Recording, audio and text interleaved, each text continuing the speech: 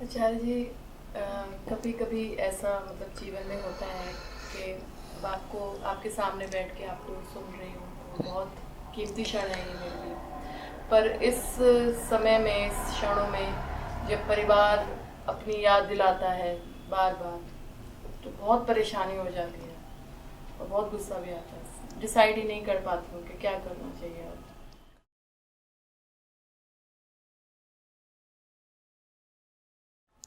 तुम्हारे भीतर जब तक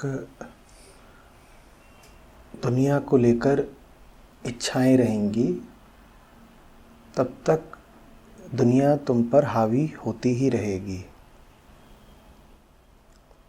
बात परिवार मात्र की नहीं है। जिससे ही देह का कामना का नाता रखोगे वही तुम्हें बांधे रहेगा। यूं ही थोड़ी कोई तुम्हें यहाँ से खींच ले जाता है।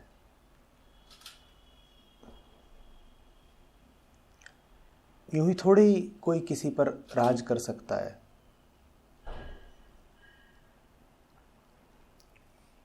कोई किसी को कब दबा लेता है, झुका लेता है।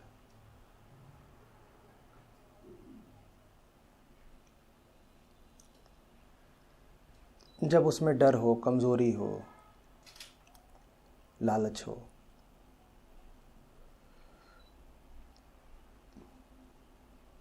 जब तक लालच है भीतर और कमजोरी है,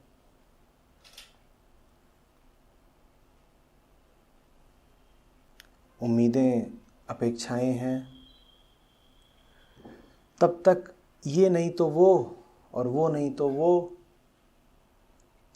कोई ना कोई तो आ ही जाएगा ना तुम्हें बांधने के लिए। और जिससे जितनी ज़्यादा तुमने उम्मीद रखी, जिससे जितना ज़्यादा तुमने मोह बिठाया, उसको उतना तुमने हक दे दिया तुम पर हावी होने का।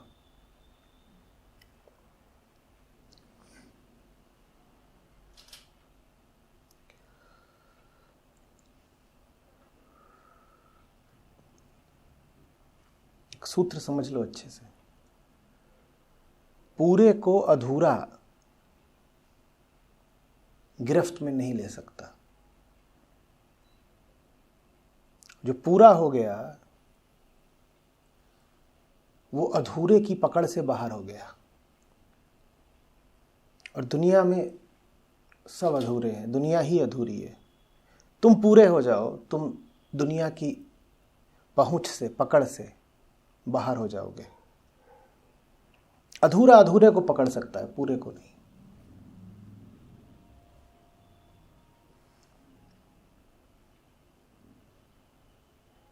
बड़े फायदे हैं पूरेपन के, है ना?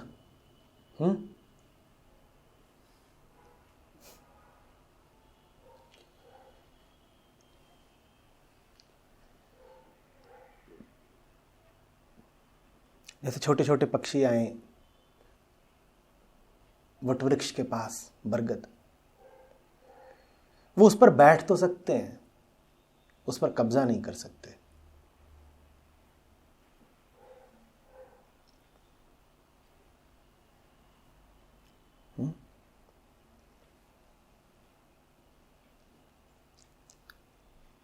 कि जैसे तुम चले जाओ सागर के पास, कितनी भी नजर दौड़ा लो, सागर तुम्हें पूरा ना दिखेगा। कितना भी बड़ा पात्र ले आ लो, सागर को पूरा नहीं भर पाओगे।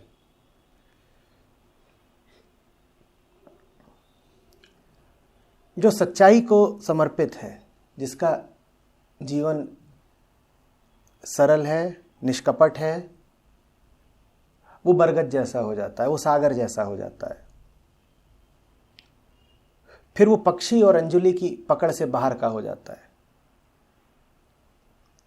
पक्षी जाएं बरगद से, कहें यहां मत बैठ, चल हमारे साथ घर चल, हमारे आंगन में तेरा निवास होगा।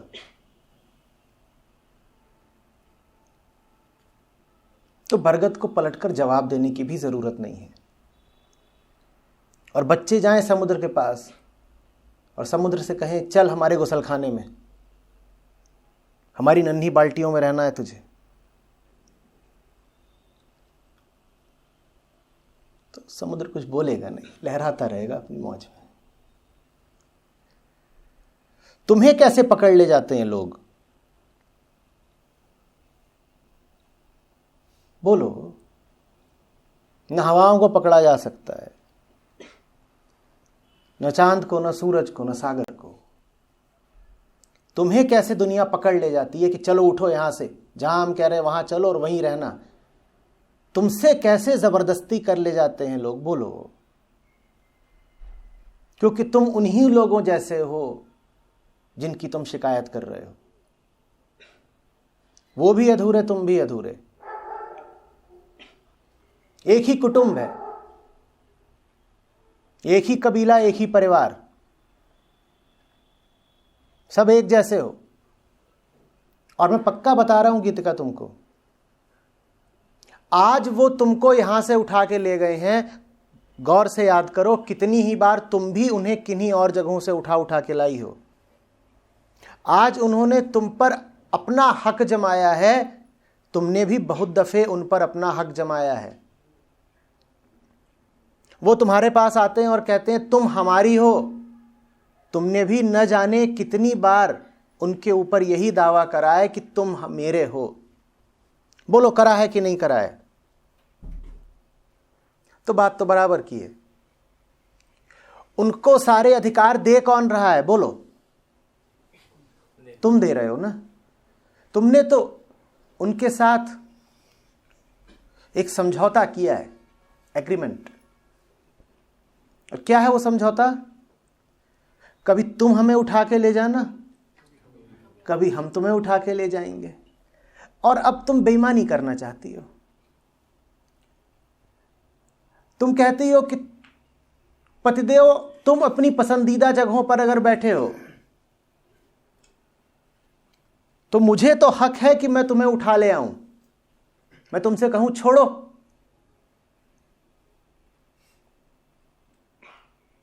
इस बार को, इस पार्टी को, चलो घर चलो। उनके सामने तुम वो सारे हक बरकरार रखना चाहती हो जो किसी पत्नी के होते हैं, ठीक? और जब तुम उन पर पत्नी के हक चलाती हो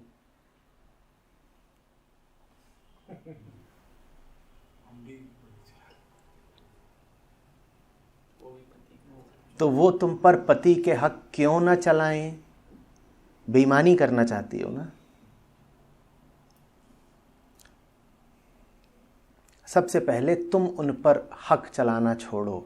सबसे पहले तुम ये उम्मीद छोड़ो कि किसी और से जुड़कर तुम पूर्ण हो जाओगी।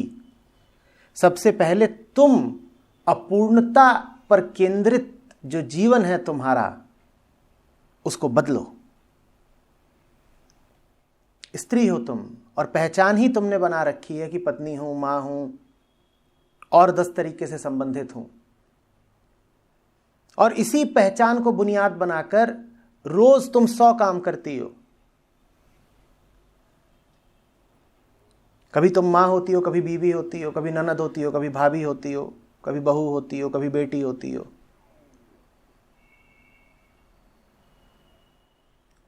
जब भी तुम होती हो, कुछ न कुछ तो होती ही हो। यही अपूर्णता है। और मैंने कहा था कि जो अपूर्ण है उस पर दूसरे अपूर्ण कब्जा कर ही लेंगे। पूर्ण ही है जो हमारी मुट्ठियों में नहीं समाता। हम कितनी भी बाहें फैलाएं, पकड़ किसको पाएंगे? कुछ ऐसे को ही जो जरा सीमित है, जो कहीं जाके खत्म हो जाता है, छोटा है। ठीक कहा। जो अनंत है उसे पकड़ लोगे, और अनंत तुम होना चाहती नहीं। तुमने अपने लिए सीमा खुद ही निर्धारित कर रखी है। मैं तो बीवी हूं, मैं तो मम्मी हूं। खुद ही सीमित हो, खुद ही इस सीमित जीवन का चुनाव किया है, और फिर जब इस सीमित जीवन की कीमत अदा करनी पड़ती है तो तुम मुकर जाना चाहती हो, जैसे कि कोई अपना वादा निभाने से पलट जाना चाहे।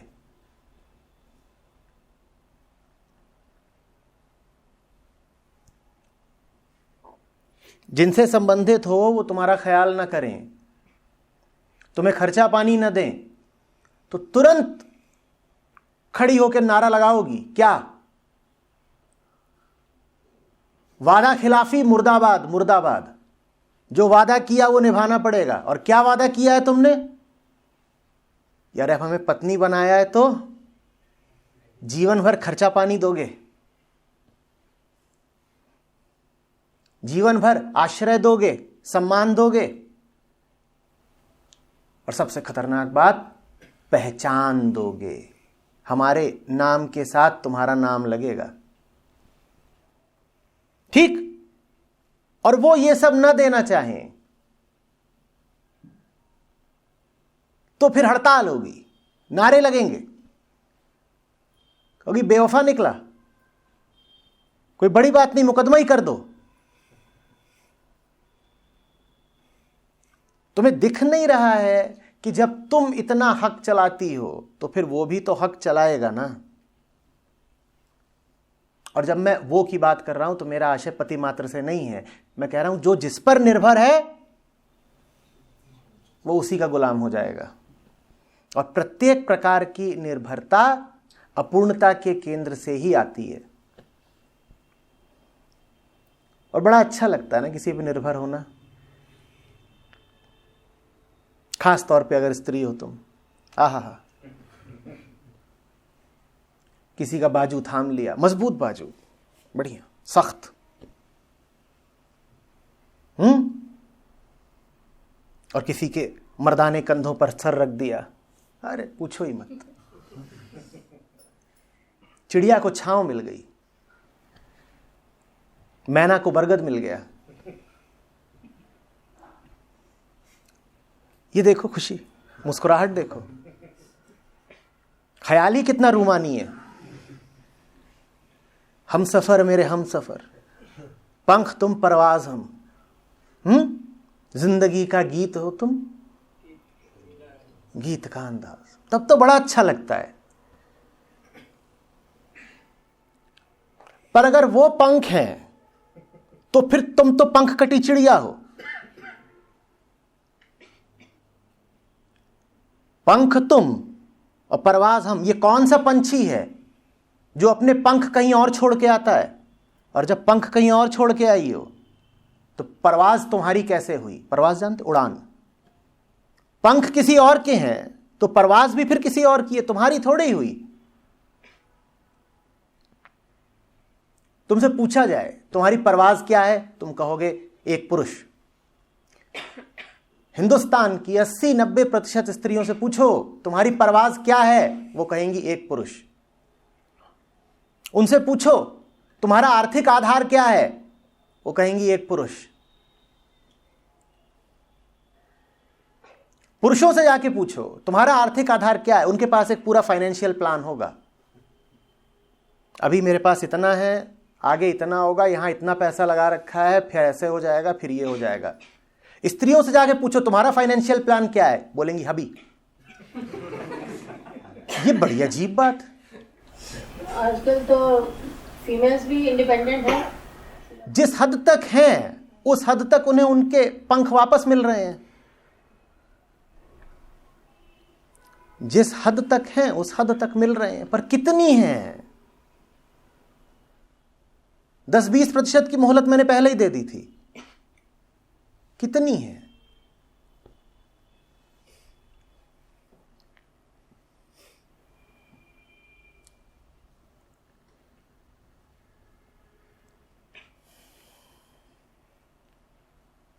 और बात मुझे बताने की नहीं है, अपने दिल से पूछिए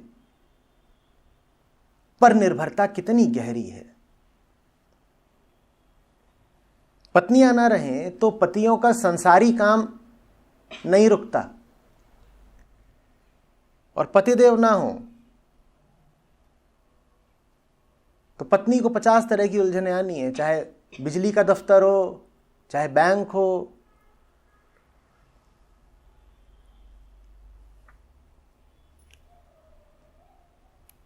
मुकदमा कचहरी हो, घर परिवार के काम हो।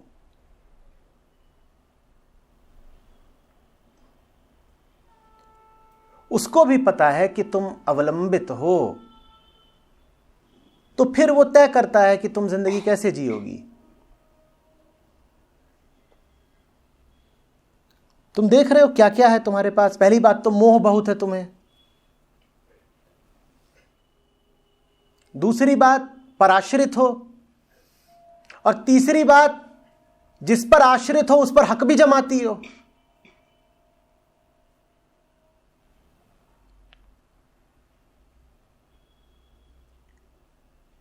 ये तो बड़ा विस्फोटक मिश्रण है।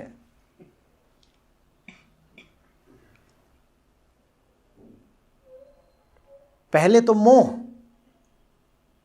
जिससे मोह उसी पर आश्रित, और जिस पर आश्रित है उसी पर हक भी चलाएंगे।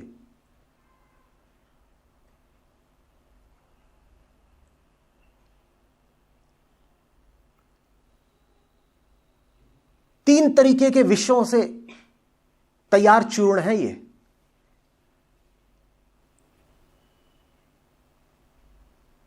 और इसका सेवन दिन रात करते हो।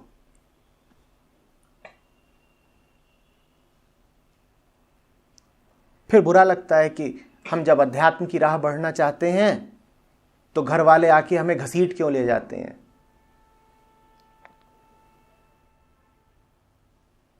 कोई अनजाना आदमी आके तुम्हें घसीट रहा है क्या? तुम्हें वही तो घसीट ले जा रहा है ना जिसको तुमने हक दिया है। जिसको हक नहीं दिया वो तुम्हें कहां ले जा पा रहा है। भूलो मत कि हक उनको तुमने दिया, तुम्हारी भूल है सर्वप्रथम।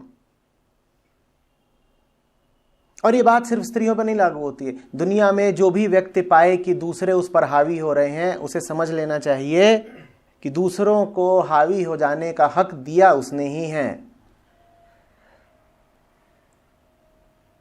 तुम्हारा मोह, तुम्हारा लालच, तुम्हारा डर, तुम्हारी झूठी मान मर्यादा, तुम्हारी झूठी सम्मान और पहचान की चाह, और तुम्हारी झूठी केंद्रीय अपूर्णता, इन सब ने मिलकर दूसरे को यह अधिकार दे दिया कि वो तुम्हारी जिंदगी पर चढ़ बैठे।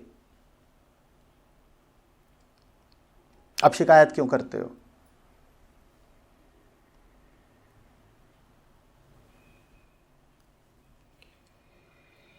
एक स्वस्थ संबंध में दूसरे पर पाबंदी और बंदिश नहीं लगाई जाती है। एक स्वस्थ संबंध में दूसरे का हृदय उसे जहां भी ले जा रहा होता है उसे जाने दिया जाता है। बल्कि अगर संभव हो तो दूसरे के रास्ते के कांटे हटाए जाते हैं। और एक बीमार संबंध में दूसरे के दिल पर पत्थर रखा जाता है। तुम्हें वही नहीं करने देंगे जो तुम्हारी तीव्रतम अभीप्सा है, जो तुम्हारी सबसे गहरी और दिली ख्वाहिश है, हम तुम्हें वही नहीं पूरी करने देंगे। ये सीधी पहचान है एक रुग्ण संबंध की। हम तुम पर पहरा बिठा देंगे। आचार्य जी कोई इमोशनली ब्लैकमेल करे तो समझ लो कि तुम बहुत बड़ी ब्लैकमेलर हो। तुम्हें ब्लैकमेल वही कर सकता है जिसको पहले तुमने ब्लैकमेल कर रखा है।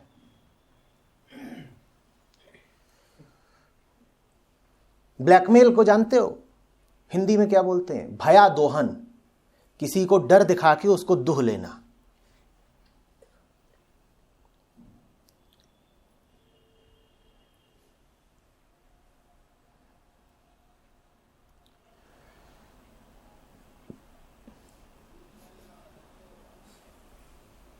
मैं मैके चली जाऊंगी, मैं वापस नहीं आऊंगी।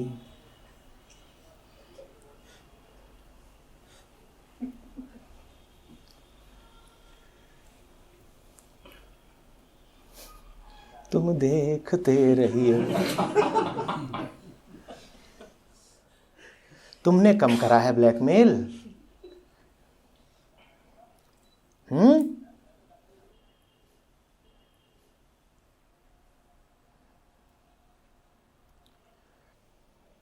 जिसको हम प्रेम कहते हैं, जिसको हम एक रोमांटिक रिश्ता कहते हैं,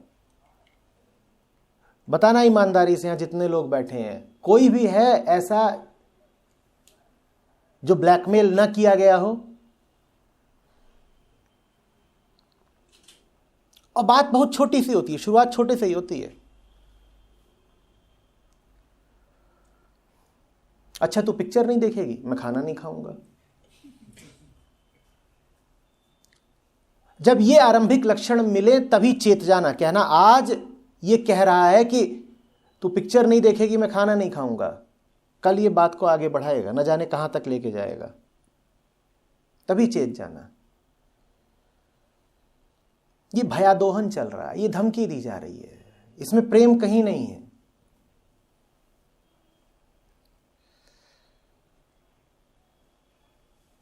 और फिर जो निष्पाप हो, निर्दोष हो, उसका भयादोहन हो कैसे सकता है? ब्लैकमेल किसको किया जा सकता है? जिसने कुछ गलत करा हो। तो तुम अगर ब्लैकमेल हो जाती हो तो बताओ हो क्यों रही हो?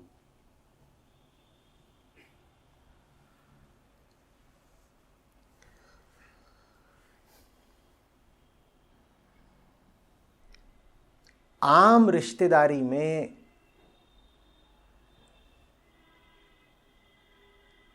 खेल ही कामनाओं की पूर्ति का है। तुम मेरी कामनाएं पूरी करो, मैं तुम्हारी कामनाएं पूरी करूंगा। और जब रिश्ते का आधार ही यही है कि तुम मेरी इच्छाएं पूरी करने के काम आओगे, मैं तुम्हारी इच्छाएं पूरी करने के काम आऊंगी, तो फिर जब इच्छाएं पूरी नहीं होंगी तो जोर जबरदस्ती तो होगी ही।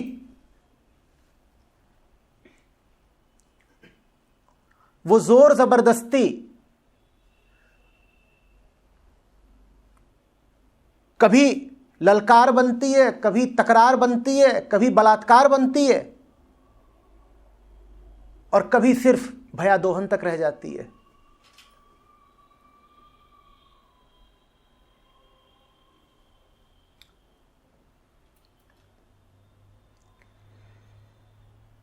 पर सोचो तो कि ये सारी तकरारें होती क्यों हैं?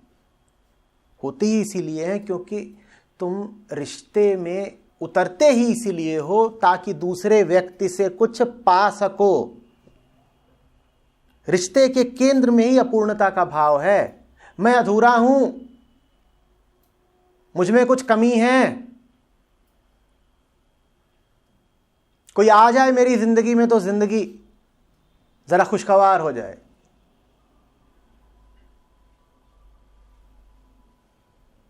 बड़ा सूनापन है, अकेलापन कचोटता है।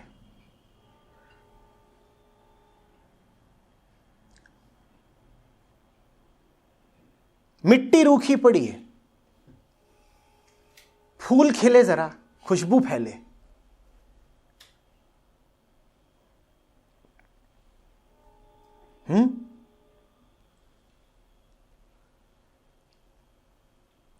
चले जाओ किसी भी बॉयज हॉस्टल में, आज से 30 साल पहले का समय हो चाहे आज का दिन हो, वहां बज जरूर रहा होगा नीले नीले अंबर पे। सुना ना बेटा अपार? ऐसा कोई साथी हो, ऐसा कोई प्रेमी हो, प्यास दिल की बुझा जाए। हर अविवाहित छोकरा लगा हुआ है यही करने में। नीले नीले अंबर पर चांद जब छाए, बोलो जानते तो हो ही क्या? हाँ क्या कमलेश? हाँ, प्यार बरसाए हमको तरसाए।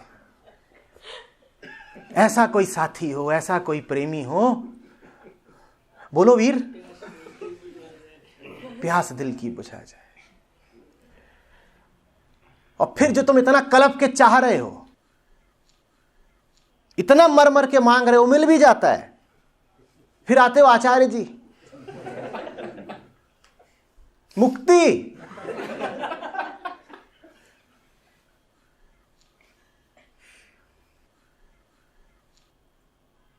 तुम्हारी पूरी जिंदगी इन्हीं कॉलेजी गानों द्वारा संचालित हो रही है। तुम्हें समझ में भी नहीं आता कि तुम्हारी जिंदगी तुम्हारी नहीं है, फिल्मी है।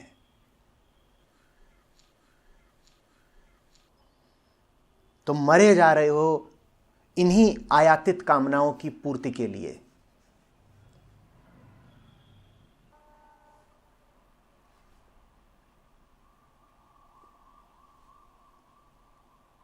कीमत तो अदा कर ही रहे हो ना। तो बेटा कीमत वहां अदा करो जहां माल खरा मिलता है। कीमत तो बहुत बड़ी अदा कर रहे हो, सब दुखी हो, सब लुटे हुए हो।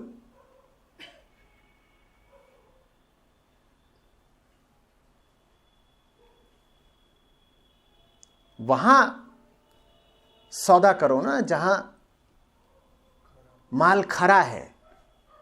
यहां तो कीमत भी पूरी देते हो और पाते भी कुछ नहीं, बस जिंदगी बर्बाद करते हो।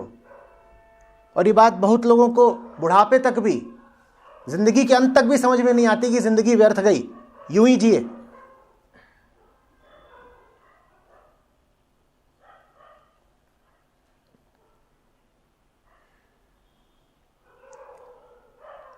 दिल लगाना ही है तो वहां लगाओ जहां वास्तव में पूर्णता उपलब्ध है।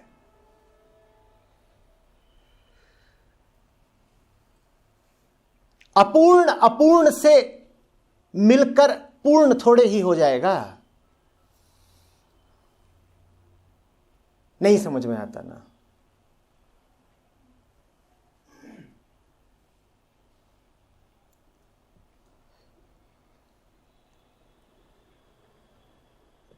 जैसे भूखा आदमी नंगी थाली चाटे, और चाटता ही जा रहा है, चाटता ही जा रहा है। भूख मिट रही है, प्यास बुझ रही है, पर अब इतनी ईमानदारी भी नहीं बची कि साफ कह सके कि कुछ नहीं मिला, जन्म व्यर्थ गंवाया। नंगे पत्तल ही चाटते रह गए।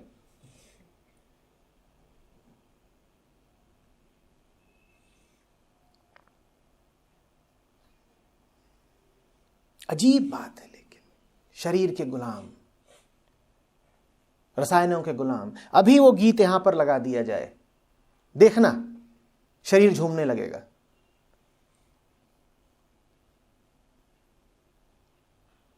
बिल्कुल मौज उठाएगी कुंवारों में। कहां है जाने मन, कब उतरेगी हूर परी। अब हूर परी समझो, अगर उस छोरे के लिए इतनी कीमती है कि वो उसकी जिंदगी को भर सकती है, उसके शुष्क जीवन में बहार ला सकती है, यही सब कामनाएं करते हो ना। बेबी को बहार ही तो बोलते हो। तो फिर इतनी कीमती चीज पर वो छोकरा पहरा नहीं बैठाएगा क्या? बोलो। प्रेमी जन एक दूसरे को बोलते हैं जान जान, ठीक। अब अगर तुम किसी की जान हो तो तुम्हें दूर जाने देगा क्या? कोई अपनी जान आचार्य जी के पास छोड़ के जाएगा? इनका क्या भरोसा।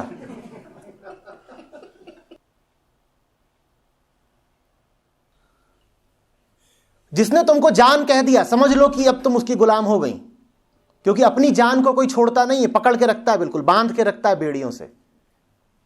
पर कितना अच्छा लगता है ना, जानू जाने मन जाने तमन्ना। हाय हाय हाय, गिर गए।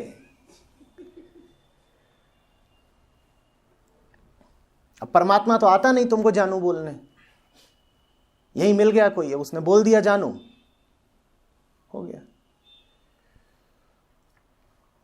तुम जिसके लिए जितने महत्वपूर्ण हो गए, वो तुम्हें उतना बंधक बना के रखेगा।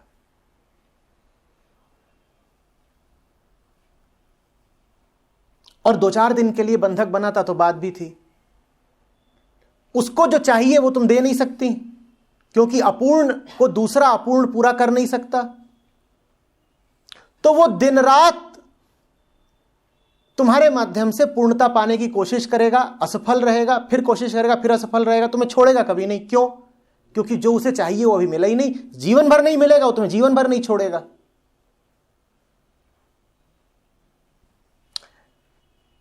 इसको मैं तभी तक पकड़े रहता हूं जब तक इसमें चाय है। ठीक, मुझे चाय चाहिए थी, मुझे चाय मिल गई, मैंने इसको छोड़ दिया। अब मुझे चाय नहीं चाहिए जनाब, मुझे चैन चाहिए। और मुझे भरोसा दिला दिया है फिल्मी गीतों ने कि मुझे चैन मिलेगा इससे। इसका नाम है फूलपरी। इससे मुझे मिलेगा चैन, और चैन मुझे इससे मिल नहीं रहा है। स्वादिष्ट तो है, आज पिया, बढ़िया गर्म है, हॉट, पर चैन तो मिला नहीं। तो ऐसे छोड़ूंगा, लेकिन जहां नजरों से दूर होगा पकड़ लूंगा, क्योंकि जो चाहिए था वो तो अभी मिला नहीं। क्या चाहिए था? चैन। चैन तो मिला नहीं, तो पकड़ के ही रखूंगा। चाय चाहिए होती तो मेरा सीमित उद्देश्य होता, वो पूरा हो गया होता, फिर मैंने इसको छोड़ दिया होता। मैं इसे छोड़ ही नहीं सकता। जिसे तुम्हारे माध्यम से चैन चाहिए हो तुम्हें कभी नहीं छोड़ सकता। ओ मेरे दिल के चैन, चैन आए मेरे दिल को, दुआ कीजिए, भागो।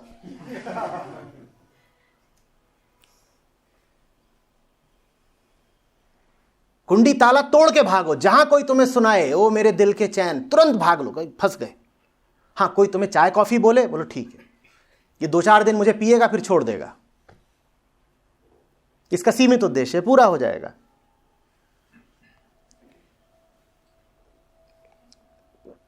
आ रही है बात समझ में?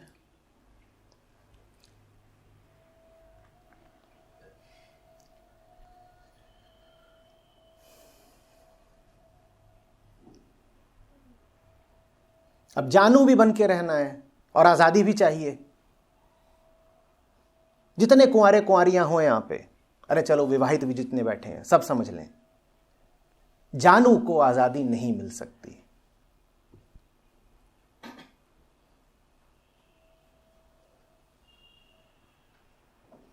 अब गाओ सब,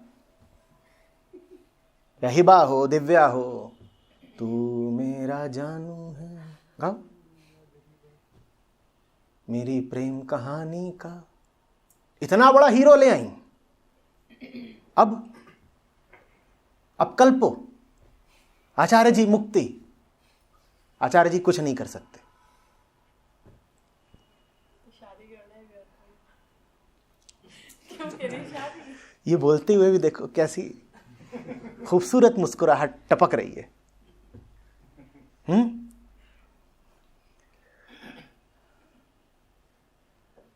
उनका तसव्वुर भी गालों पे बहार ला देता है।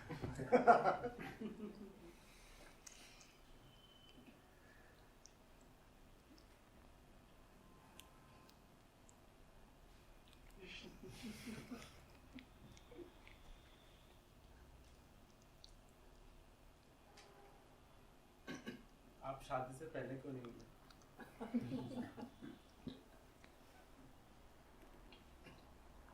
क्योंकि मैं भाग्यवान हूं।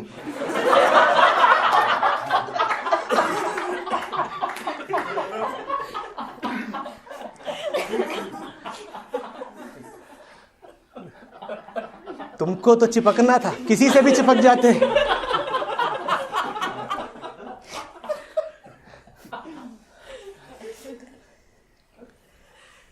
ऐसा होता है क्या कि एक से नाता टूट गया तो तुम फिर किसी से नाता नहीं बनाते? अपूर्णता को तो किसी न किसी से चिपकना है। ये नहीं मिला तो ये सही, ये नहीं मिला तो वो सही। देखा नहीं है, ब्रेकअप के बाद तुरंत रिकॉइल होता है, सुना है ना? एक से टूटा नहीं कि तुरंत शिकार पर निकल पड़ते हो कि अब दूसरा कोई मिले जल्दी से, क्योंकि तुम्हें कोई चाहिए। बात यह नहीं है कि तुम्हारा पति या तुम्हारी पत्नी बुरी है, बात यह है कि तुम दोनों ही अपूर्णता के माध्यम से संबद्ध हो। तुम्हारे रिश्ते का आधार ही गलत है। तुम दोनों गलत या बुरे नहीं हो। तुमने जिस आधार पर दूसरे को जीवन में सम्मिलित किया है वो आधार झूठा है। इसीलिए तुम्हें कभी उस रिश्ते में चैन नहीं मिलेगा।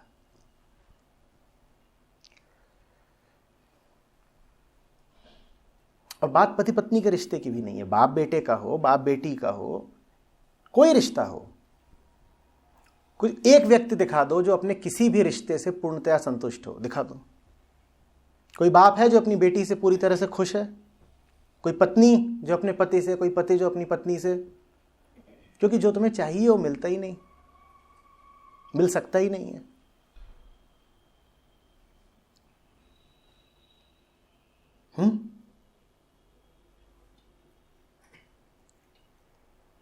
कभी कभार तुम पिक्चरों में देखते हो या उपन्यासों में पढ़ते हो फेल्ड लव स्टोरी, या प्यार की अधूरी दास्तान, एक असफल प्रेम कथा, हमारी अधूरी कहानी।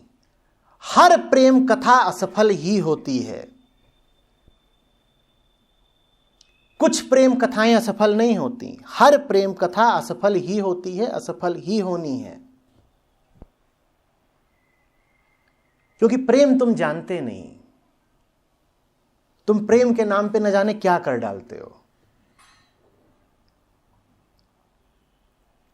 सबसे पहले तो अपूर्णता का आग्रह छोड़ो।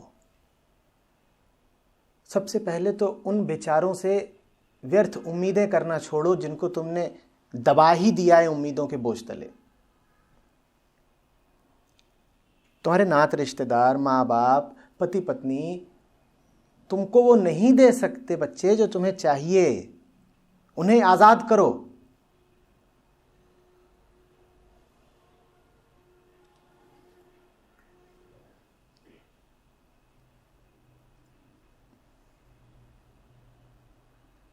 हाँ, बीच बीच में तुम्हें भ्रम होता रहेगा कि तुम्हें सुकून मिल गया।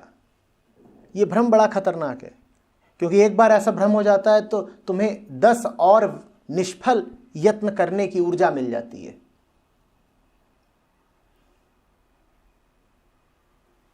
एक हसीन शाम की याद में तुम 2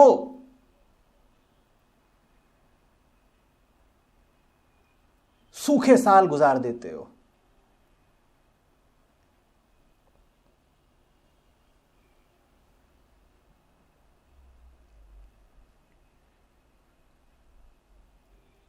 सबसे पहले तो जिनको तुमने पकड़ रखा है इस उम्मीद में कि वो तुम्हें कुछ दे देंगे, उनसे उम्मीदें छोड़ो।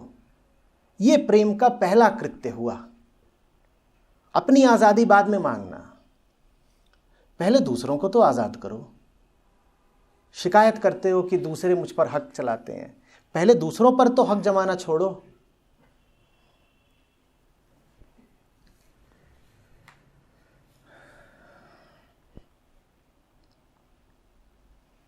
देखा तो करो गौर से, जिनसे प्रेम करते हो उनकी बेहतरी चाहते हो या अपनी बेहतरी? हाँ, दावा तुम्हारा यही है कि तुम जो कुछ कर रहे हो दूसरे के लिए कर रहे हो। वास्तव में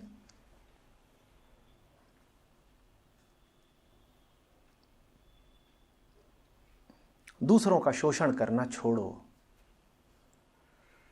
और प्रेम के नाम पे तो जब दूसरों का शोषण किया जाता है तो ये बात ही बड़ी लज्जास्पद है।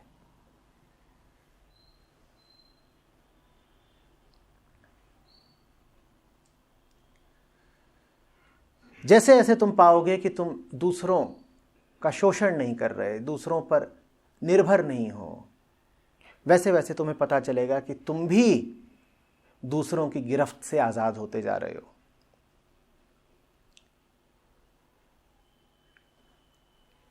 खुद आजादी पानी हो तो दूसरे की मदद करो कि वो भी आजाद हो पाए।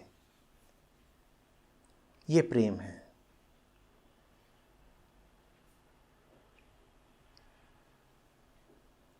प्रेमी वो नहीं है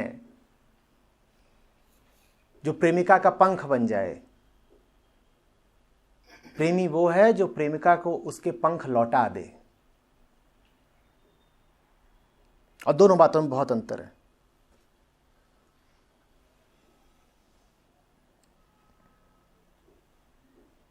तुम उसको उसके पंख दे दो, तुम उससे अपने पंख वापस ले लो, फिर खुला आसमान दोनों का है। तुम दोनों हो, आसमान है, बहुत अच्छी जोड़ी है, बहुत अच्छी तिकड़ी है।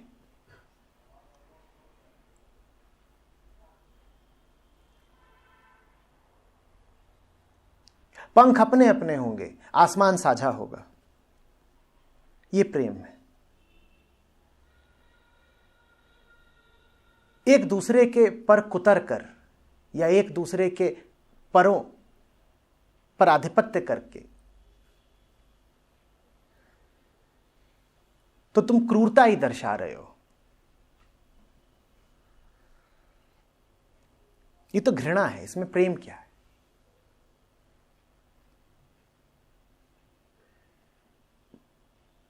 तुझे भी पूरा आसमान नसीब हो, मुझे भी पूरा आसमान नसीब हो। तू मेरे लिए दुआ कर, मैं तेरे लिए दुआ करूं, और आसमान हम दोनों के बीच का संबंध बने। क्या संबंध है तुझ में और मुझ में? हम दोनों उड़ान में हैं और हम दोनों को जोड़ने वाला है आसमान। ये मेरा और तेरा नाता है, ये प्रेम का नाता है।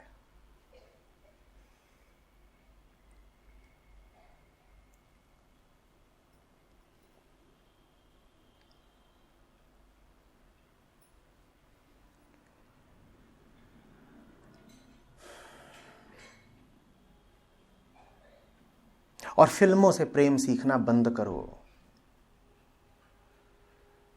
खास तौर पे ये जो रोमांटिक गीत जवानी के दिनों में तुम्हारे जेहन में घुस जाते हैं, ये तुम्हें बर्बाद कर देते हैं, कहीं का नहीं छोड़ते।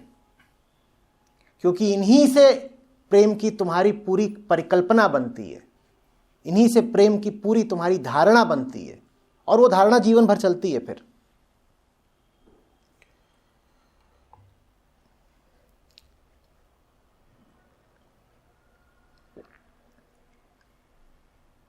प्रेम के गीत ही अगर गाने हों तो फिल्मों के पास मत जाओ, जाओ किसी बुल्ले शाह के पास, जाओ किसी फरीद के पास, जाओ कबीर साहब के पास।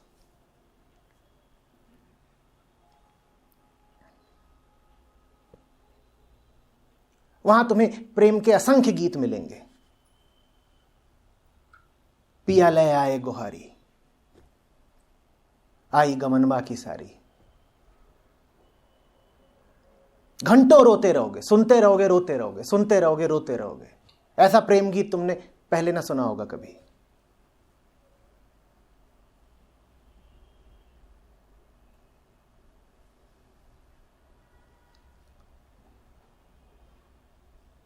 पर क्या करें, हमारी संस्कृति का, घर में दिए जा रहे संस्कार का,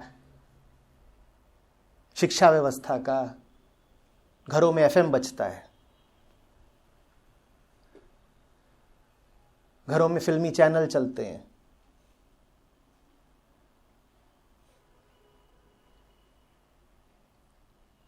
पिछले 2 दिनों में इतने कबीर भजनों से आपका वास्ता पड़ा, आपको नए लगे होंगे। नए नहीं लगने चाहिए थे। ये सारे भजन आपकी जुबान पर होने चाहिए थे, पर आपकी जुबान पर तो फिल्मी गाने हैं।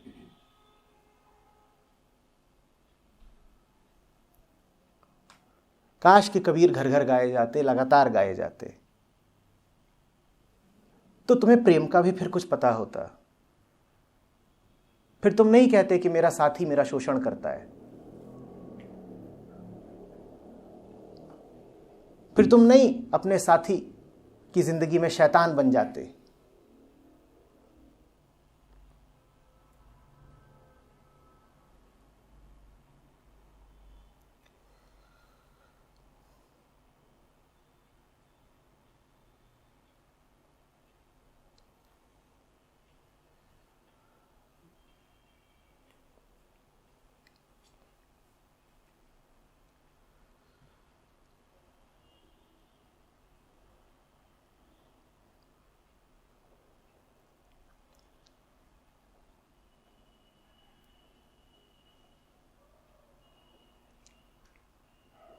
मीठी से मीठी बात है प्रेम, ऊंची से ऊंची साधना है प्रेम।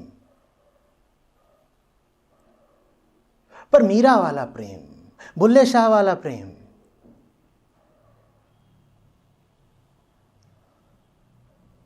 करण जौहर और इमरान हाशमी वाला प्रेम नहीं।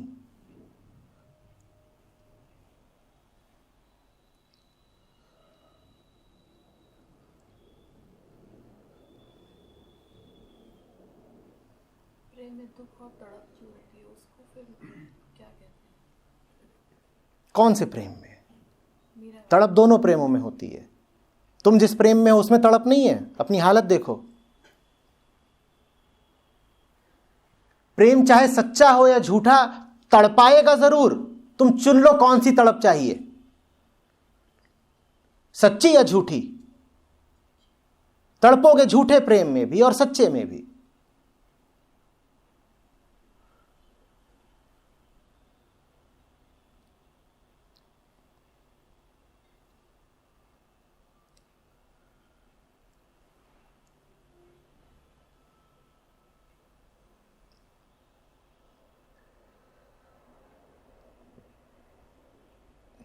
जिंदगियां बर्बाद हो जाती हैं इन्हीं प्रेम के चक्करों में। जो प्रेम सारे चक्करों को तोड़ देने वाली ताकत होना चाहिए था, वो प्रेम तुम्हारी जिंदगी का सबसे बड़ा घन चक्कर बन जाता है।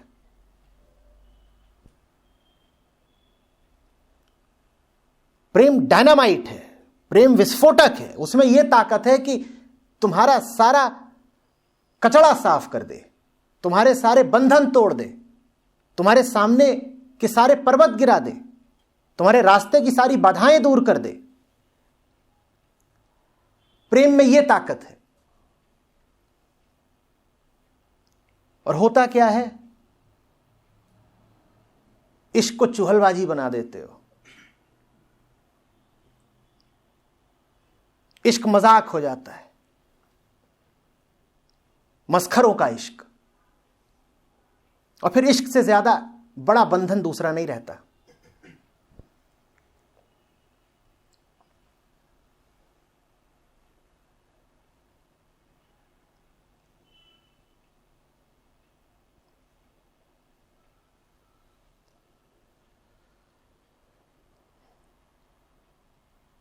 और फिर वही इश्क जब देह के साथ संयुक्त हो जाता है, तब तो कहानी ऐसी दिशाओं पर निकल पड़ती है कि पलटना मुश्किल।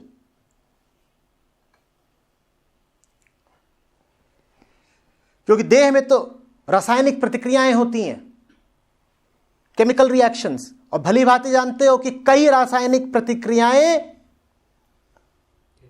इर्रिवर्सिबल होती हैं। दो चीजें मिली और एक तीसरी चीज आ गई, और अब जो तीसरी चीज आई है पलटी नहीं जा सकती। ये तो रासायनिक खेल है। अब घर में आ गए बच्चे, कर लो जो करना है।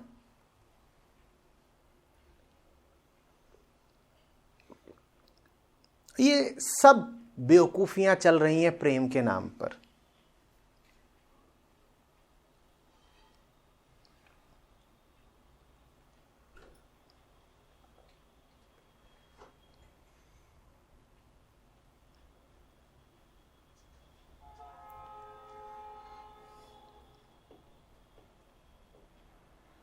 खैर कोई बात नहीं, जहां भी हो, जैसे भी हो,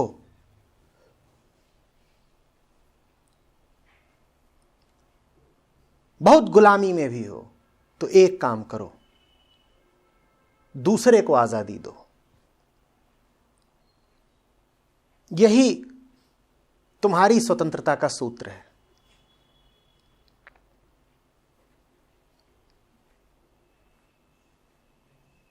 खुला उड़ने दो दूसरे को, तुम पाओगे तुम्हारे भी पंख वापस आ रहे हैं। और फिर तुम्हें प्रेम पता चलेगा। जब तुम्हें अपनी उड़ान से प्यार होगा, तुम्हें दूसरे की भी उड़ान प्यारी लगेगी। तुम चाहोगे कि दूसरा भी उड़े। आसमान में बात ही कुछ ऐसी है, हम भी उड़े, तुम भी उड़ो।